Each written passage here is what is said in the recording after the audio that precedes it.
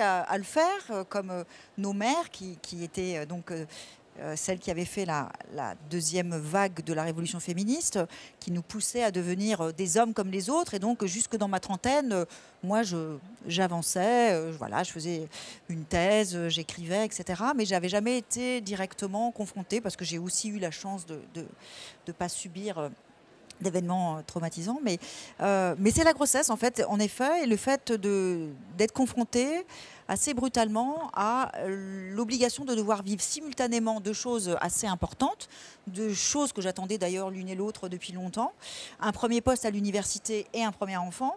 Vraiment, mais quand je dis en même temps, c'est voilà, j'ai été recrutée, j'étais enceinte et j'ai commencé mes cours, mon fils avait quelques semaines.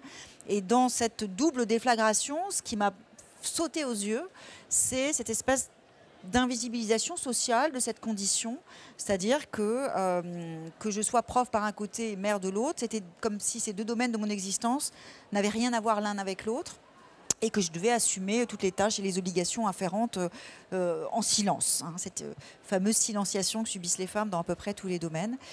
Et donc c'est un peu plus tard, quand j'ai commencé de travailler vraiment sur ces sujets, que j'ai aussi pris conscience de la centralité de la question de la grossesse dans l'histoire du féminisme, hein, puisque c'est un peu le point de départ de tous nos problèmes, si je puis dire. Oui, vous dites qu'il y a dans la dimension procréative comme le socle de toutes les discriminations et de toutes les violences. Oui, parce que historiquement, l'histoire des arguments qui ont été mobilisés pour tenir les femmes aux marges de la vie sociale et politique, mais surtout pour les tenir dans une position d'infériorisation, c'est le fait de les définir par leur capacité corporelle et notamment par leur capacité maternelle. L'autre étant la capacité sexuelle. C'est Aristote qui pose ce cadre et tout au long de l'histoire, cette définition fonctionnaliste des femmes va être reprise, y compris par les théoriciens de la modernité. Hein, quand on dit ce qu'écrit Rousseau sur la façon dont il conçoit la vie des femmes, c'est vraiment flagrant de patriarcalisme.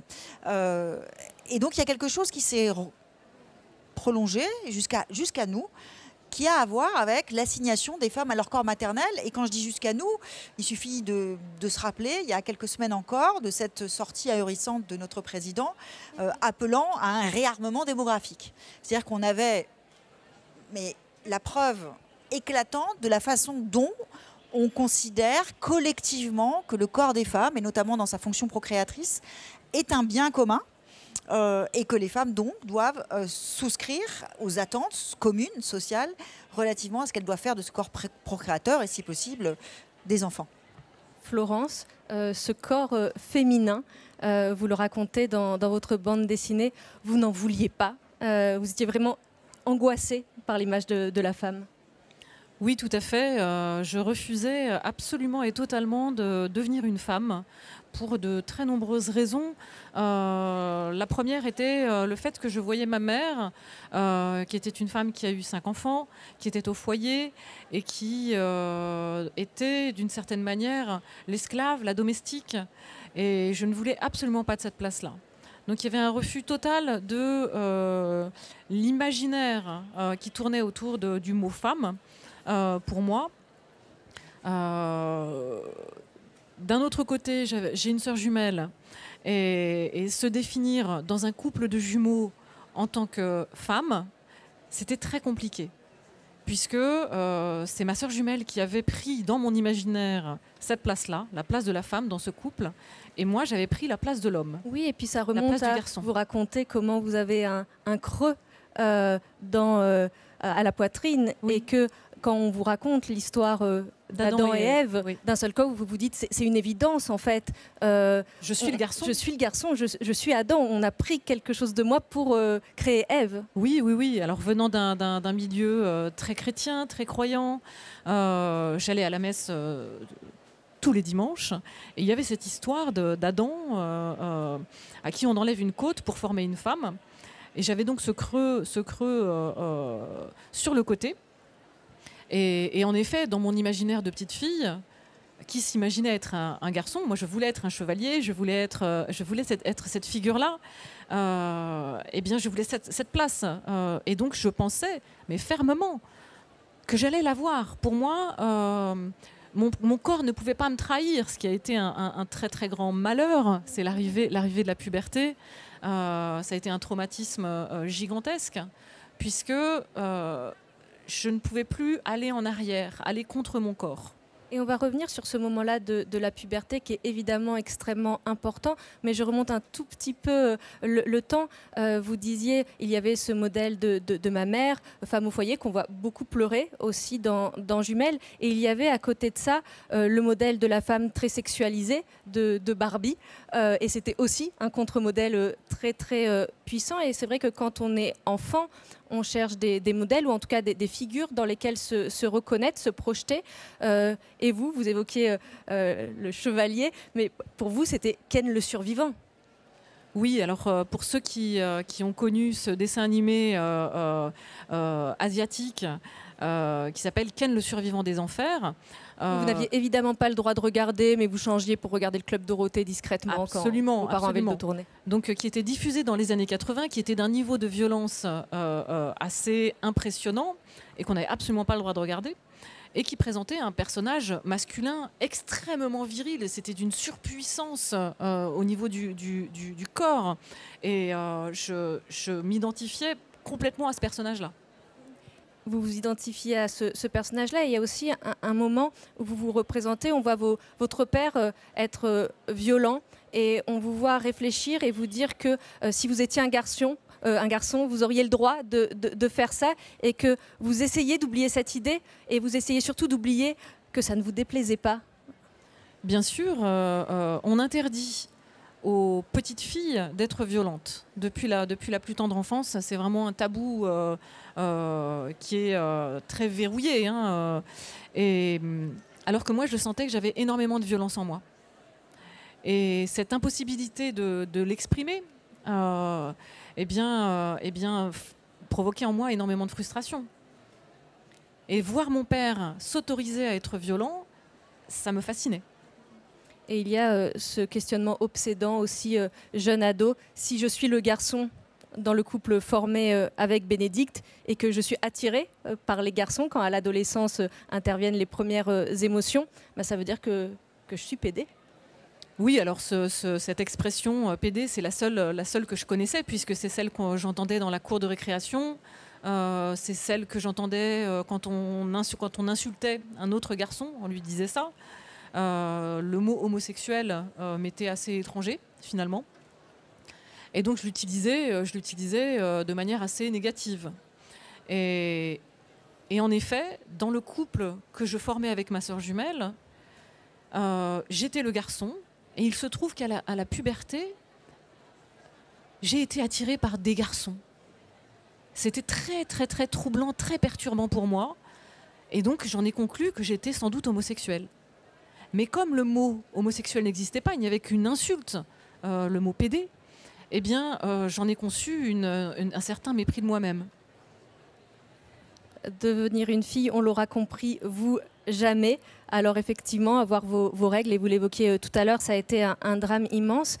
Camille, c'est Marietou, qui est l'une des femmes avec qui vous êtes entretenue dans le cadre de l'enquête que vous avez réalisée et qui donc nous donne aujourd'hui ce livre passionnant. Et on va évidemment évoquer les entretiens que vous avez menés et les différents profils des femmes avec lesquelles vous êtes entretenue. Mais donc c'est Marietou qui vous dit à propos de la maternité, et là je vous lis. J'ai vécu ça comme un atroce retour à l'adolescence qui m'avait déjà coûté énormément, avec cette sensation de perdre mon corps d'enfant.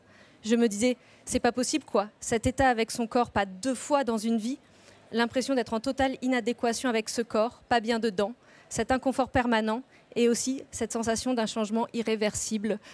Ce parallèle de l'adolescence avec la maternité. Est-ce que vous pouvez nous en parler et nous raconter ce que ça dit effectivement de son rapport au corps, même si, et on va évidemment le dire également tout au long de cette rencontre, ce que montre votre livre, c'est évidemment la singularité des rapports au corps et comment est-ce que chaque femme vit son corps et sa grossesse différemment.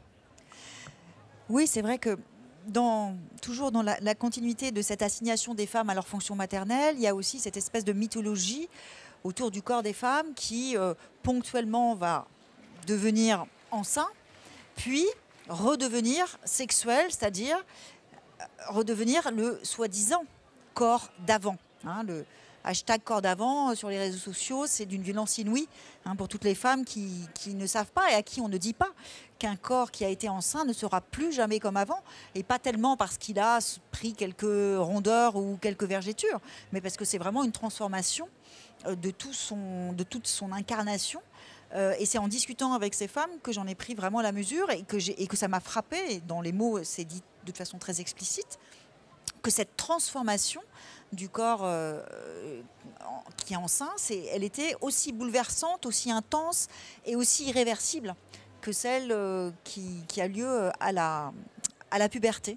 Mais il y a un deuxième niveau de transformation que j'ai pu observer. Donc j'ai fait ce premier parallèle entre corps enceint et puberté, mais en rencontrant un homme trans, Ali, qui est le premier homme trans à avoir porté un enfant et avoir été reconnu comme son père à l'état civil.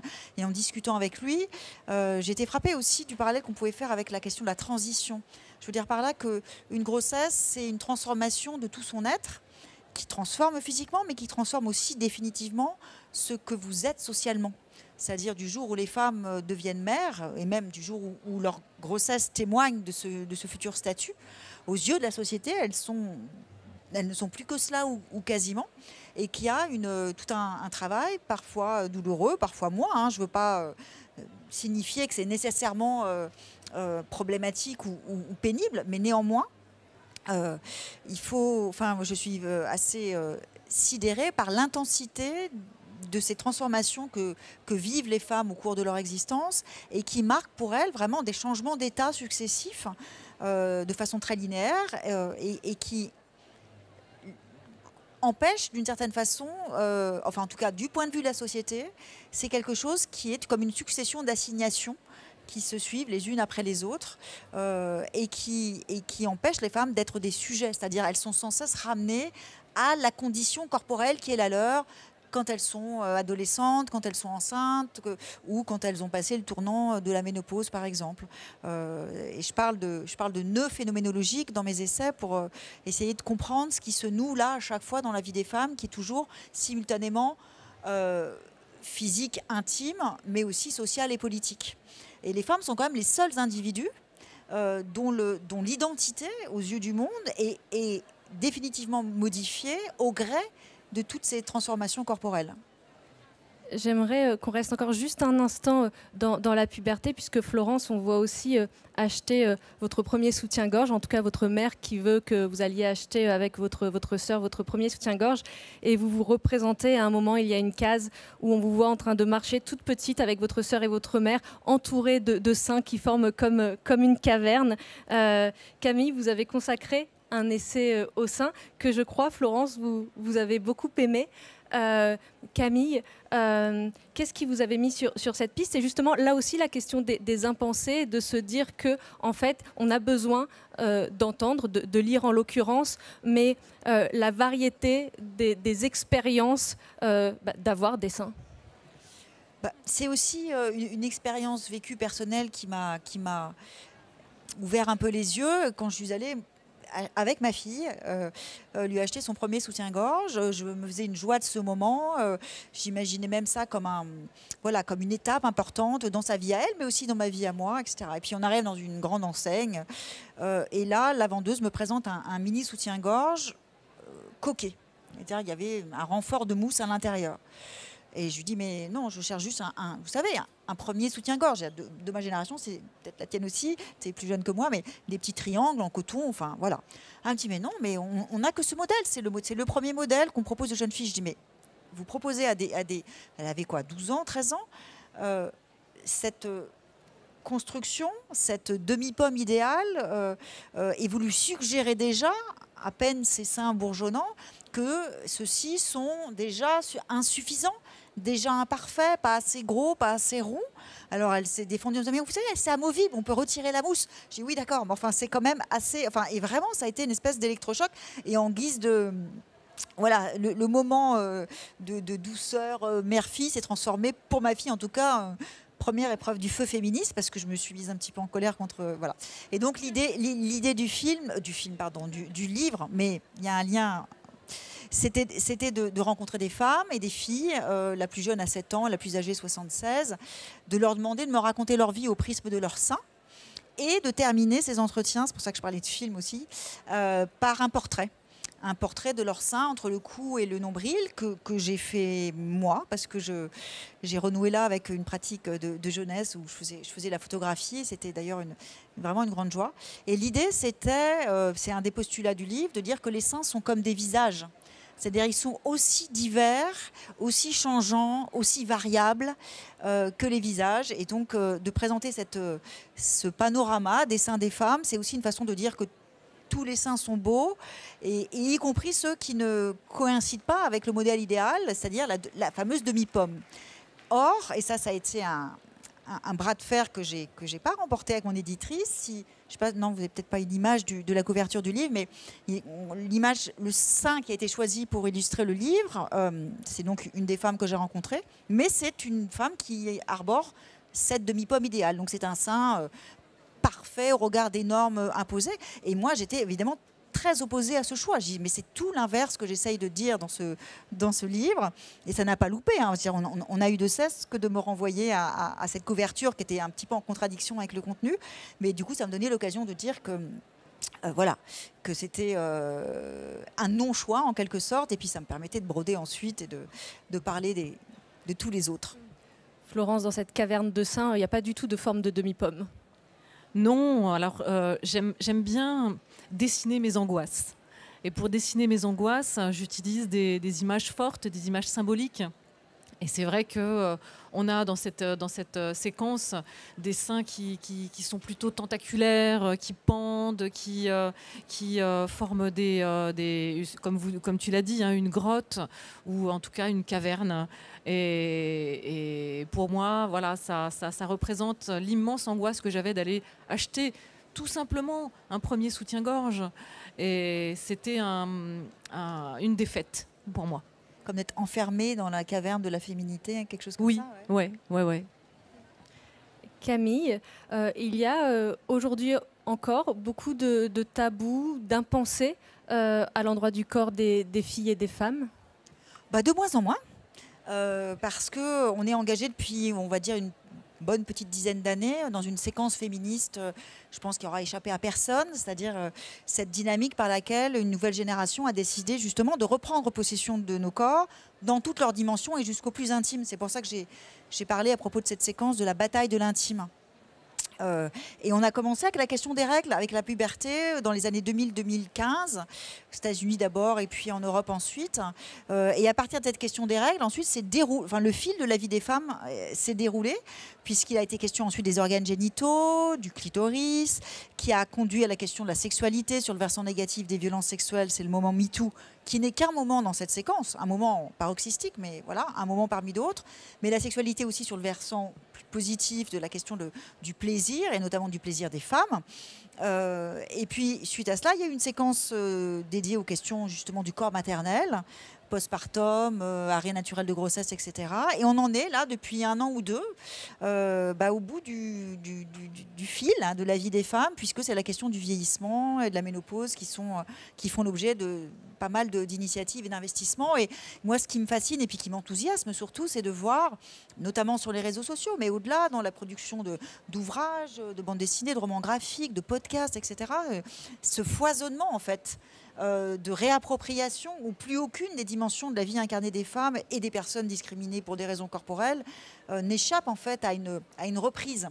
Et le fil rouge, enfin l'objectif ultime, c'est de faire en sorte que nos corps s'extirpent de ce carcan patriarcal qui est un carcan de diktat, d'injonction, d'enfermement, et que l'on puisse reprendre le contrôle sur nos corps. Et quand j'ai mené l'enquête auprès des femmes enceintes, ça m'a vraiment sidérée de voir à quel point ce moment-là était comme une sorte de moment paroxystique de la dépossession de soi, quoi. C'est-à-dire que c'est pour ça que j'ai intitulé le livre Ainsi gros ventre, c'est-à-dire que les femmes enceintes disparaissent en tant que sujet derrière leur si gros ventre, parce que voilà, aux yeux du monde, elles ne sont plus que cela, ce si gros ventre, c'est-à-dire cette future condition maternelle. Et il y a toutes ces évolutions, et il y a aussi, justement, ça l'accompagne forcément, c'est le fait de mettre des mots. Alors ça paraît une banalité de dire ça, mais je pense que c'est quelque chose qu'il faut toujours rappeler. Le fait de nommer les choses, ça permet de les faire exister. C'est-à-dire que des choses qui sont tabous, qu'on ne nomme pas, n'existent pas. Et je pense à ce livre de Judith Aquin, dont vous avez rédigé la préface, 3 mois sous silence, où elle raconte notamment comment est-ce que, justement, on emploie des expressions détournées, ou en tout cas, comment est-ce que, oui, encore une fois, le langage fait complètement partie du combat aussi. Le langage et le dessin également, c'est-à-dire le fait de représenter, de montrer, de dire les choses. Oui, c'est un livre qui est consacré au premier trimestre et à ce qu'on a trop longtemps appelé la fausse couche. Et elle montre qu'il n'y a rien de faux dans ce qu'éprouvent les femmes qui traversent cette épreuve. C'est au contraire très vrai, très, très réel. Alors oui, il faut les mots. On voit bien par exemple comment le mot de féminicide s'est imposé dans la discussion publique pour désigner un type particulier de crime. Mais c'est aussi les mots et c'est aussi les voix. C'est-à-dire que ce qui est important aujourd'hui, c'est maintenant devenu, et c'est bien une évidence, c'est que de faire entendre la voix, et une fois encore, la voix intime des femmes. C'est quelque chose, je crois, que je partage avec Florence, c'est-à-dire partir de soi, du récit de soi, pour parler en fait de ce que vivent les femmes en général et pour faire cercle. On est dans un espace assez adéquat. Moi, j'aime bien ce principe de l'amphithéâtre et du cercle, comme les cercles de conscientisation des féministes des années 70, qui se réunissaient en non-mixité pour mettre en commun, mettre en partage des récits de soi sur des expériences qu'elles traversaient, qui étaient le plus souvent des expériences vraiment douloureuses, mais qui prenaient à leur conscience qu'elles avaient en commun quelque chose comme cette condition commune d'oppression. Et de cette prise de conscience naissait ensuite la volonté politique de s'engager dans le féminisme. Je crois que ce que nous vivons aujourd'hui, c'est quelque chose de cet ordre-là, c'est-à-dire comme une sorte de grande dynamique circulaire où les femmes et les personnes discriminées ont décidé de faire entendre leur voix et leur voix intime, de raconter comme elles le font ce qu'elles ont subi. Et c'est la résonance et la démultiplication de toutes ces voix singulières dans une espèce d'immense arène publique qui crée en fait ensuite cette dynamique collective qui se matérialise notamment, pour quiconque y est allé, c'est des moments très intenses, c'est les grands défilés autour du 25 novembre et du 8 mars, où là, tout d'un coup, toutes ces voix que l'on lit ici ou là, on a l'impression qu'elles sont toutes descendues dans la rue et qu'elles forment ensemble cette grande dynamique de réappropriation de nos corps. Florence, on parle des voix, on parlait du dessin, puisque c'est avec le texte évidemment, puisque vous faites de la bande dessinée, mais c'est par le dessin que vous exprimez énormément de choses. D'ailleurs, vous dites que finalement votre dessin est beaucoup plus autobiographique que tout ce que vous pouvez raconter. Et je vous entendais dire aussi dans un entretien sur France Culture que vous aviez encore des scories de cette éducation chrétienne et rigoriste qu'on a évoquée, et que vous aviez encore du mal à parler de sexualité, à prononcer certains mots, ou en tout cas, mais que le dessin est là justement pour prendre le relais. Alors le dessin est un langage merveilleux parce que c'est le langage du silence. C'est un langage qui ne fait pas de bruit et qui est parfait pour parler du tabou notamment. Donc ce qui ne se dit pas se dessine très bien. Et j'utilise le dessin pour parler du corps, mais je l'utilise de manière assez bizarrement asexuée. C'est-à-dire que mes personnages pourraient très bien être des garçons ou des filles. Il n'y a pas énormément de différence. Ils sont tous caricaturaux, ils sont tous très simplifiés. Et c'est comme si j'essayais d'éviter notamment la question de la sensualité, la question du désir, la question du plaisir, avec des personnages qui essayent de ne pas parler de ces questions-là, parce qu'elles me gênent encore. Je pense que c'est issu de mon éducation, en effet. Alors, c'était hyper intéressant de parler de tabou sur ce que tu viens de dire sur le cheminement du féminisme qui va aller chercher toujours plus loin dans ces problématiques que rencontrent les femmes. Pour moi, le dernier tabou, il y en a peut-être d'autres, peut-être que je me trompe, mais j'ai l'impression que le dernier vrai tabou concernant l'histoire des femmes, c'est la question de la désirabilité du corps de la femme âgée. Et pour moi, j'avais fait un dessin comme ça pour un magazine iconique qui s'appelait Anana. Peut-être que certains ou certaines d'entre vous connaissent ce magazine féministe qui paraissait dans les années 80 aux côtés de Métal Hurlant notamment. Et qui avait des couvertures très provocantes, très choc. Et j'avais dû faire une couverture de Anana à la manière d'eux, il y a 2 ans, pour rendre hommage à ce magazine. Et j'avais dessiné un corps âgé d'une femme. On ne voyait pas sa tête, on voyait juste ses seins jusqu'à son ventre. Donc c'était vraiment un corps de femme âgée. Et il y avait marqué en gros « désirable ». Parce que pour moi, c'est vraiment il me semble, le dernier tabou. Mais encore une fois, peut-être qu'il y en a d'autres. Non, oui, sans doute, il y en a d'autres, mais je suis assez d'accord avec toi. Et d'ailleurs, c'est mon prochain terrain d'exploration. Génial. Et par ailleurs, sur la question de la sexualité des femmes, et des personnes de plus de 50 ans, mais spécifiquement des femmes, et des femmes vieillissantes et des femmes vieilles, je trouve qu'il y a c'est vraiment un enjeu de société, parce que ce dont il s'agit, c'est pas tellement une question de bon, évidemment, c'est important que ces femmes sont déconsidérées socialement et qu'elles sont surtout appréhendées comme étant périmées physiquement et que donc elles ne seraient plus désirables. Mais le pire pour moi, il est encore ailleurs, il est dans le déni qui est fait à ces femmes de leur être de désir. C'est-à-dire, on leur refuse qu'elles restent des sujets désirants. Par exemple, c'est la figure de la cougar, c'est-à-dire les femmes de plus de 50 ans qui sont avec des hommes plus jeunes. Comme par hasard, on a trouvé le nom de cet animal en voie d'extinction, comme par hasard, qui par ailleurs est dangereux. Enfin, c'est quoi l'assimilation? C'est-à-dire, qu'est-ce qu'il y a de si dangereux, qu'est-ce qu'il y a de si insupportable socialement dans cette idée que des femmes de plus de 50 ans puissent d'abord avoir une vie sexuelle, voire même avec des hommes plus jeunes, etc. Mais je dis ça de façon très théorique. J'ai d'ailleurs écrit un petit peu déjà dessus dans Un corps à soi. En revanche, j'ai été confrontée récemment à une expérience qui m'a un peu mis face à ma responsabilité, puisque j'ai été sollicitée par le podcast Oui Média pour écrire une nouvelle érotique, avec la contrainte de l'écrire à la première personne du singulier. J'ai tout de suite accepté parce que j'ai tout de suite pensé « Ah, voilà, super, je vais avoir l'occasion d'écrire quelque chose sur ça, sur les femmes de plus de 50 ans comme sujet désirant ». Et en fait, au moment d'écrire, j'étais complètement bloquée. Je ne parvenais pas à me lancer dans le récit jusqu'à ce que je trouve en fait un petit truc littéraire et que je retourne. Donc, il est bel et bien écrit à la première personne du singulier. Je pense que ce qui me bloquait, c'est que j'avais sans doute peur qu'il y ait trop de... Puisque le personnage était, du point de vue de l'âge, en tout cas, très proche de moi.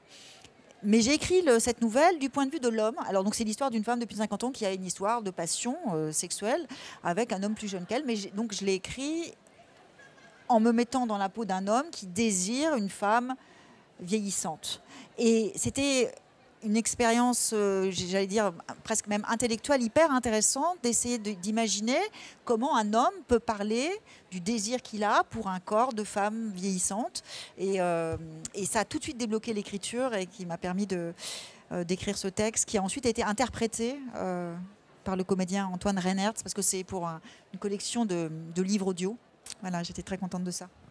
Je suis ravie que tu t'empares, en tout cas, de ces thématiques, parce que je crois que c'est par les récits qu'on va pouvoir donner des modèles de femmes vieillissantes, comme tu le dis, mais qui vont être désirables, pas forcément de manière sexuelle, ça peut être juste une idée de puissance, une idée de non-péremption, l'idée qu'on peut être encore désirable dans toute l'entièreté que recouvre ce mot quand on a passé 50 ans.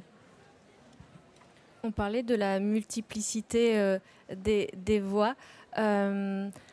Camille, grâce à vous, j'ai découvert dans votre livre la philosophe américaine Iris Marion Young qui considère, et là je vous lis, le corps des femmes comme étant à la fois le lieu principal de leur condition aliénée et le vecteur privilégié de la liberté qui est la leur en tant que sujet. Et vous dites que vous cherchez à vous inscrire dans cette filiation, en tout cas dans cette lignée de réflexion. Et vous citez à plusieurs moments dans votre livre, mais à un moment Jung qui relève que, et là je vous lis encore, l'expérience vécue de la grossesse est celle d'une pesante solidité, d'une relation incarnée à la terre qui permet de prendre conscience de la physicalité de son corps et qui peut produire un sentiment de force, voire de validité, ce dont ont témoigné plusieurs femmes que vous avez rencontrées. J'aimerais juste qu'on s'attarde là-dessus parce que c'est vrai qu'on a parlé, on a évoqué des moments difficiles, mais il y a aussi ces témoignages qui disent toute la force que ça donne d'être enceinte. Il y a aussi une femme, et je trouve ça très touchant, qui dit que le fait d'avoir été enceinte, ça lui fait se dire qu'aujourd'hui elle jugera beaucoup moins les autres femmes et le corps des femmes, et qu'elle s'est rendue compte à travers sa propre expérience qu'en fait elle jugeait les autres. Est-ce que vous pouvez nous parler de cette force aussi, parce qu'on parlait de la multiplicité des voix, et comment est-ce que tout ça donne de la force à chacune et chacun, j'espère. Est-ce que vous pouvez nous parler de ça? Je ne suis pas sûre que j'utiliserais le champ sémantique de la force ou de la puissance. Je ne suis pas très à l'aise avec cette façon de plaquer sur les femmes en fait une rhétorique très masculine parfois.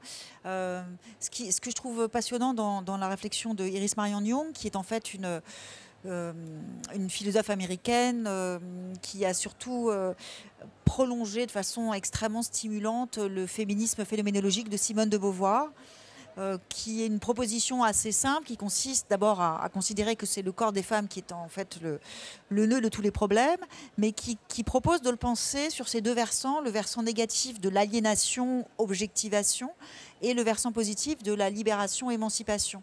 Et ce qu'elle propose de faire, et ce que j'essaye de faire dans ce sillage, c'est de montrer comment chacune des dimensions incarnées de nos vies s'éprouve quasi simultanément, voilà, sous ces deux aspects. C'est-à-dire que la grossesse, comme je le disais tout à l'heure, c'est vraiment le moment paroxystique d'une forme de dépossession de soi, où les femmes doivent comme abandonner leur corps entre les mains d'une médecine encore assez largement patriarcale et sont privées en fait de toute participation active dans le processus et de gestation et d'accouchement.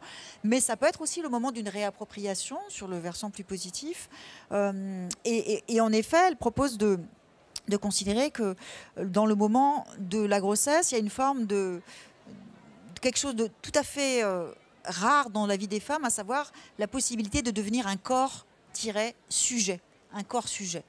Parce qu'il y a dans le sentiment que peut éprouver une femme enceinte de ce qu'elle est en train de vivre et de faire, quelque chose qui vient renforcer un sentiment de validité, de légitimité, mais d'attestation de soi aussi en tant que sujet. Pas pour l'œuvre maternelle qu'on est en train d'accomplir pour la société, mais parce qu'il y a une forme de moment où tout d'un coup, on est dans une dynamique procréatrice qui donne du sens à sa corporéité, au-delà justement des injonctions et de l'enfermement dans les rôles et dans les assignations. Florence, est-ce que, parce que vous racontez dans vos livres, on le disait, votre enfance, votre adolescence, est-ce qu'il y a comme ça, et vous disiez que finalement il y avait encore beaucoup de choses très présentes de cette éducation que vous avez reçue. Vous évoquiez Anana, c'est déjà une ouverture à un endroit. Est-ce que justement ces voix qu'on entend, ce sont aussi des voix que vous entendez, que vous écoutez, et qui vous permettent aussi, on disait de la façon que les souvenirs ont d'être maintenant en arrière-plan, le fait de les faire se rejouer. Est-ce que le fait de lire, d'entendre, donc de penser forcément, et ces échanges aussi font partie, j'imagine, de cette réflexion en mouvement, vous avez le sentiment qu'en tant qu'autrice, ça vous nourrit aussi et ça accompagne votre création? Oui, c'est même absolument indispensable, notamment pour un album que j'ai fait juste avant Jumelles, qui s'appelle Pucelle, et qui retraçait les tabous autour de la sexualité que j'ai pu vivre, donc de la petite enfance jusqu'au début de l'âge adulte. Et là, j'ai dû lire, je ne sais pas, tout ce que je trouvais sur Internet concernant le féminisme. J'ai eu un besoin fou de me plonger dedans. En fait, j'ai mis le doigt dedans, sans faire exprès, à 30 ans à peu près. Avant, je ne savais même pas que le féminisme existait, puisque personne ne m'en avait jamais parlé à la maison. Et donc, ça a été une découverte radicale, qui m'a beaucoup fait souffrir, parce que je me rendais compte qu'en effet, ma vie, que je croyais absolument merveilleuse, était en fait assez pourrie. Mes relations avec les hommes étaient pourries. Et donc, j'étais obligée d'avoir une relecture lucide sur moi-même et sur les autres. Et ça a été une chute brutale. Mais ça m'a énormément servi et ça me sert encore, évidemment. Et sur la question de la représentation, tout à l'heure, vous disiez, quand on évoquait ce moment où vous allez acheter votre premier soutien-gorge, vous disiez, mais en fait, ce sont des angoisses et je représente des angoisses.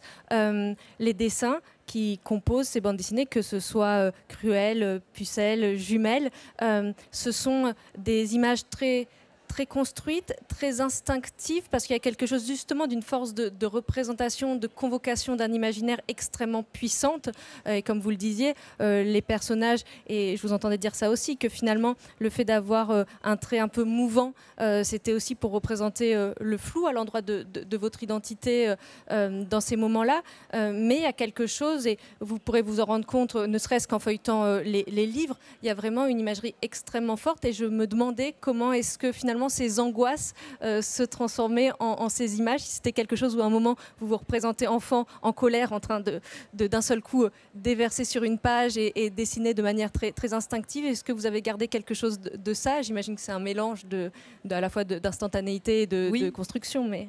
Oui, alors il y a ce qu'on dessine, c'est-à-dire ce qu'on va représenter, un cheval, un enfant, une maison.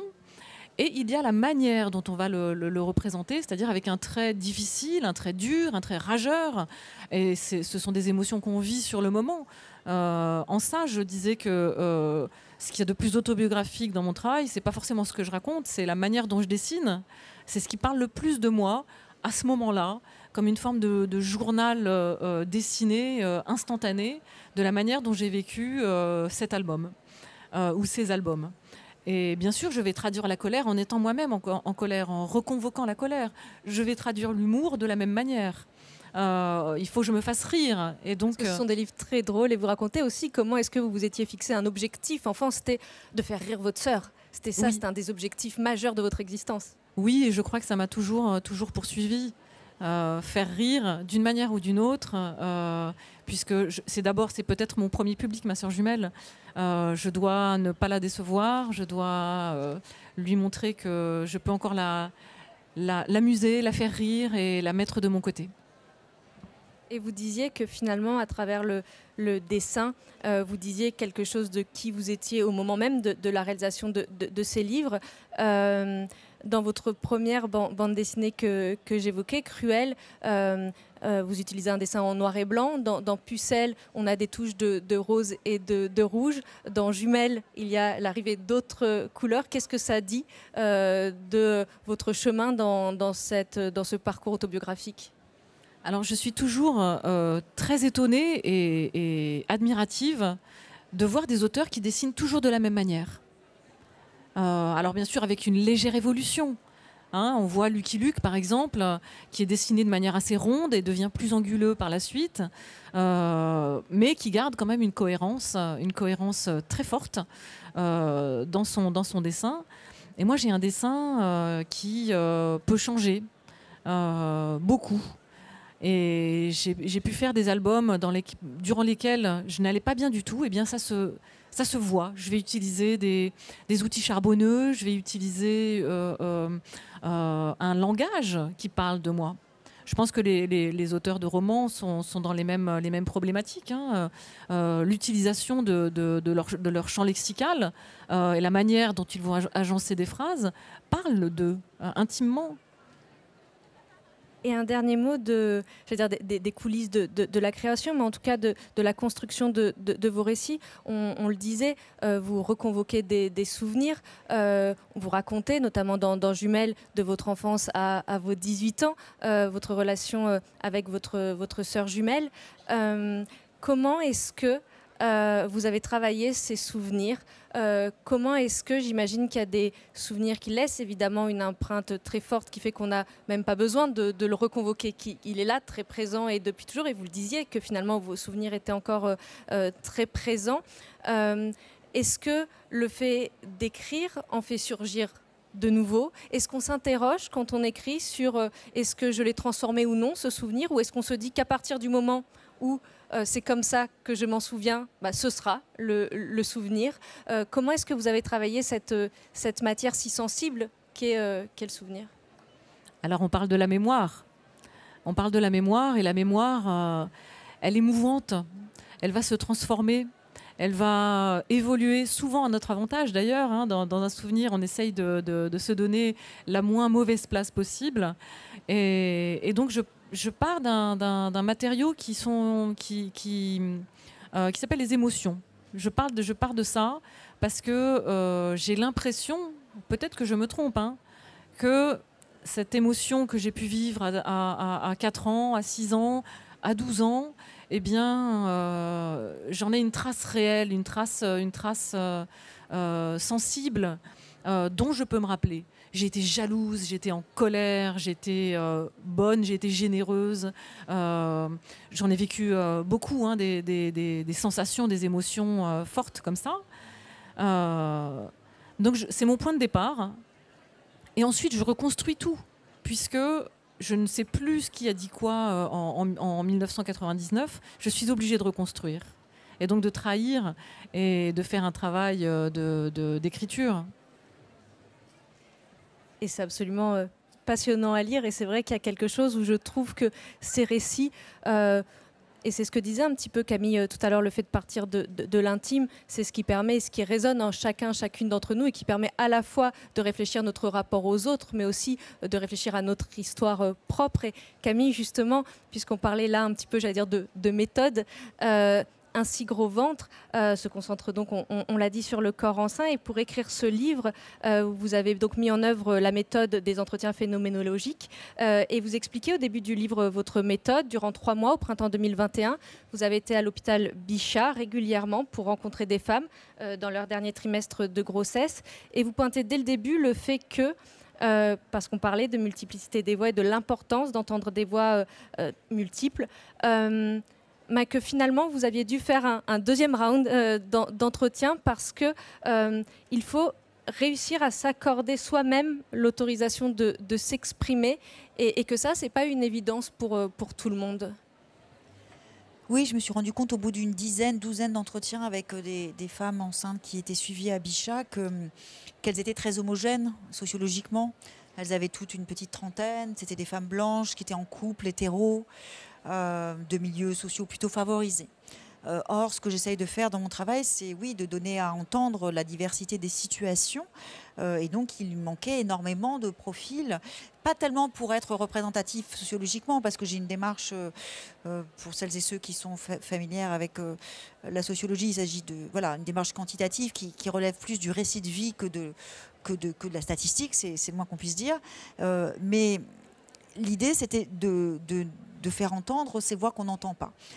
Et donc, j'ai fait une deuxième série d'entretiens sur la base d'appels sur mes réseaux notamment, parce qu'il fallait absolument que je rencontre des femmes enceintes très jeunes, d'autres de plus de 40 ans, des femmes racisées, des femmes en situation de handicap, des femmes lesbiennes, des femmes seules. Et d'ailleurs, ça a été une des surprises de l'enquête, lorsque j'avais fait une petite liste comme ça de profils.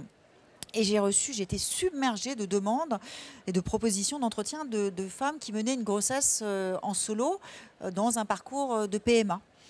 J'ai même dû arrêter parce que pour le coup, j'en avais 4 ou 5 sur l'ensemble de l'échantillon. Ça faisait trop. Mais ça m'a permis de penser quelque chose qui me semble assez inédit. Et c'est d'ailleurs une des thèses importantes du livre, qui est que la façon dont nous faisons famille aujourd'hui, elle est tout à fait inédite, que le cadre de la famille hétéro-patriarcale, voire tendance catho, comme l'a vécu Florence, c'est quelque chose qui appartient de plus en plus au passé et que nous avons, et c'est ça peut-être le plus important, nous avons énormément à apprendre de ces nouvelles façons de faire famille. Par exemple, ces femmes qui mènent des grossesses seules savent que lorsqu'elles vont... Pardon ? Elles créent tout un réseau autour d'elles. Voilà, c'est-à-dire qu'elles savent que quand elles vont rentrer de la maternité, elles savent qu'elles seront seules. Donc en amont, elles s'organisent de façon assez systématique. Elles demandent à des amis de s'occuper qui des courses, qui de leur linge, qui de venir une fois par semaine pour qu'elles puissent sortir un soir. Et l'une d'entre elles m'a dit, je suis sûre que je serais beaucoup plus entourée et beaucoup moins démunie que bien des femmes qui, elles, sont en couple. Donc ça, c'est un premier rapport. Et puis l'autre type de famille qui me semble décisive, c'est pour faire un petit peu englobant ce qu'on peut appeler les familles queer.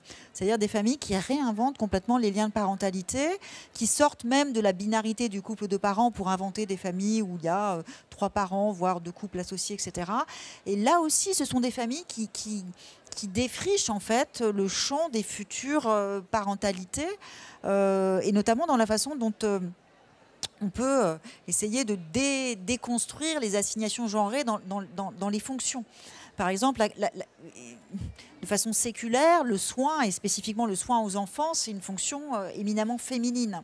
Quand 2 hommes portent un projet parental, qu'est-ce qui se passe? Que devient le soin dans cette histoire? Il se masculinise, mais ça veut dire aussi qu'il s'universalise, et c'est plutôt une bonne chose. Je me souviens de cette anecdote très frappante de Ali, l'homme trans dont je parlais tout à l'heure. Donc c'est lui qui a porté l'enfant de son couple, et donc il est en couple avec un autre homme. Et il me racontait que dans leur famille, qui sont pourtant tout à fait au fait et tout à fait bienveillantes et accompagnantes de leur projet, quand leur fille est née, c'est systématiquement à lui, Ali, que l'on demandait si l'enfant mangeait bien et si elle prenait bien du poids. Comme si cette difficulté à défaire le lien entre la personne gestatrice et la personne nourricière. Or, cette déliaison, c'est une déliaison très importante parce qu'elle concourt aussi à transformer ce que c'est que d'être un homme ou ce que c'est que d'être une femme. C'est-à-dire qu'il y a eu ce premier grand découplage dans les années 70 entre maternité et sexualité qui a permis les droits reproductifs. Les femmes ont pu vivre une sexualité débarrassée de l'angoisse des grossesses et donc découvrir quelque chose comme une forme de libération sexuelle. Alors après, il y a un peu une grosse entourloupe avec cette première révolution sexuelle des années 70. C'est surtout les hommes qui en ont tiré profit.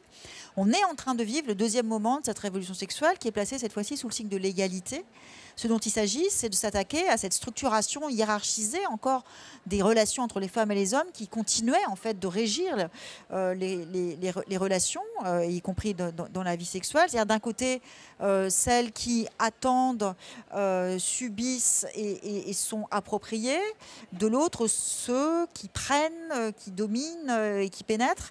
Alors c'est un peu caricatural, mais disons que c'est cette structuration placée sous le signe de la prise masculine sur les corps féminins qui est en train d'être déconstruite et renversée. Et c'est très important que ce qui se passe au niveau des familles, dans l'ouverture des possibles familiaux, et notamment avec les propositions qui sont celles des familles queer, c'est très important que ces expériences soient entendues, visibilisées, légitimées, crédibilisées, parce que ce dont il s'agit, c'est du socle. C'est ce qui tient tout l'édifice. La famille, c'est ce qui tient tout l'édifice social. Et quand on aura accepté que le schéma un papa plus une maman égale un enfant n'est qu'une option possible parmi toute une diversité d'autres options, on aura contribué à désinsérer les femmes du carcan patriarcal dans lequel elles sont depuis toujours, mais aussi les hommes, parce que le féminisme, c'est aussi une entreprise qui vise à rebattre les cartes pour les hommes également et à leur permettre peut-être de transformer aussi leur façon d'être avec les femmes et même d'être tout court. Et avec leurs enfants. Carrément. Ouais. Ce sera le mot de la fin. Merci infiniment à toutes les deux. Merci à vous toutes et tous d'avoir été avec nous.